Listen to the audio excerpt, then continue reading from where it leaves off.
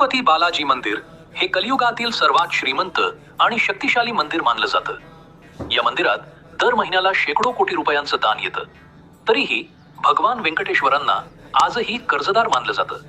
पौराणिक कथेनुसार भगवानांनी आपल्या विवाहासाठी कुबेराकडून धन उधार घेतलं होतं आणि ते कर्ज कलियुग संपेपर्यंत फेडलं जाईल अशी श्रद्धा आहे।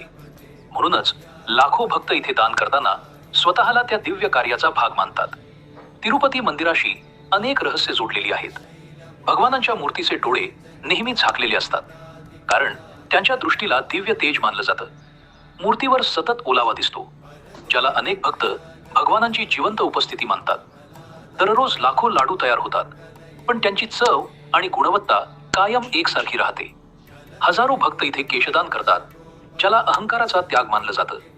अनेक श्रद्धाळूंना दर्शनाच्या वेळी एक वेगळीच शांतता आणि ऊर्जा जाणवते।